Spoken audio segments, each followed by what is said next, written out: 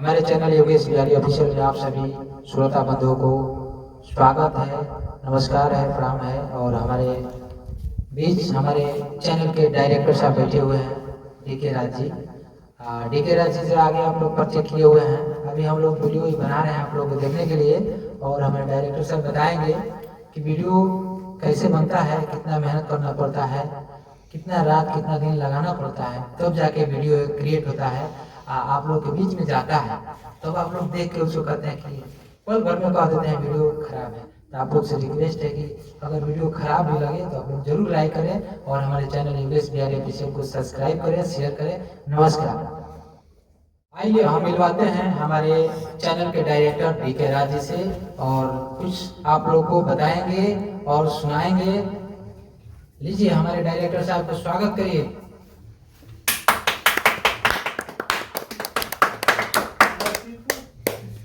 नमस्कार, सबके प्रणाम।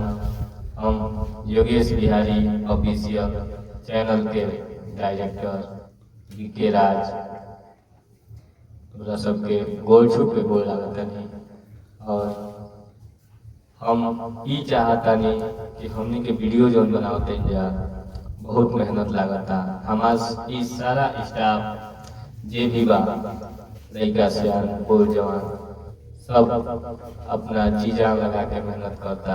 जहाँ ना जाए के वही जाए के पड़ता, जो ना करे के वो करे के पड़ता, जहाँ ना लौटाए के वो लोग वहाँ लौटाए के पड़ता, झिमलाए के पड़ता। मारा मारी झगड़ा ये सब काल्पनिक काल्पनिक बात तो सब देखी, चैनल के सब्सक्राइब करी, सपोर्ट करी, आगे बढ़ाई और हमने के प्यार दुलार दी।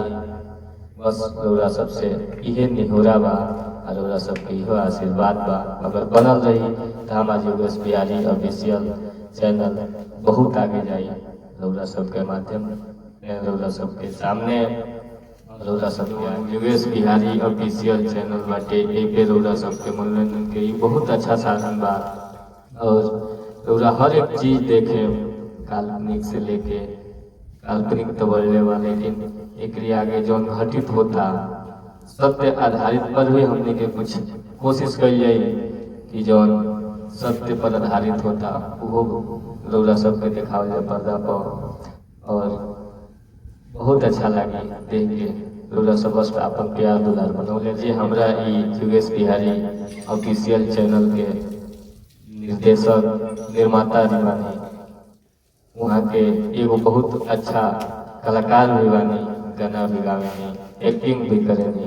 तो रउरा सब यहाँ से अगर रउरा सब के प्यार दुलार बनल रही ऐसे, तो हम यहाँ सब से कोशिश करब कि यहाँ के हमारे योगेश बिहारी जी एगो सुंदर गाना रउरा सबके सामने गाई और रउरा सबके सुनाई। लोगों के बीच में और हमारे डायरेक्टर साहब के कहना बा तो काट नहीं की सकत बात के हम, और वो लोगों के प्यार रही तो बढ़िया बढ़िया भी गाना, एक्टिंग, डांसिंग सारा चीज मेरे देखे के। तो एगो छोटा लाइन बा, दहेज गीत बा, गाओ तनी अच्छा लगी तो हमारे चैनल योगेश बिहारी ऑफिशियल के सब्सक्राइब करें और लाइक करें। सुना हो बाबू, सुना हो भैया हो, सुना हो बाबू, सुना हो भैया, मांगो मत दहेज हो। बाबूजी गरीब बाड़े, काढ़नी कॉलेज हो। तिलक खाती बाबूजी से मांगो मत दहेज हो। सुना हो बाबू, सुना हो भैया हो, सुना हो बाबू, सुना हो भैया, मांगो मत दहेज हो। बाबूजी गरीब बाड़े, काढ़नी कॉलेज हो। आ गैया नियर खूंटा पड़ई तक तरियाज हो। केहू ना बचावे औरी बेटी के लाज हो। सुना हो बाबू, सुना हो भैया हो, सुना हो काका, सुना हो चाचा, मांगो मत दहेज हो।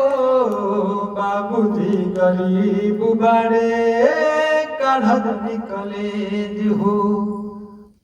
जी नमस्कार। और गाना अच्छा लगे तो वो सब लाइक करी और हमारा चैनल योगेश बिहारी के सब्सक्राइब करी।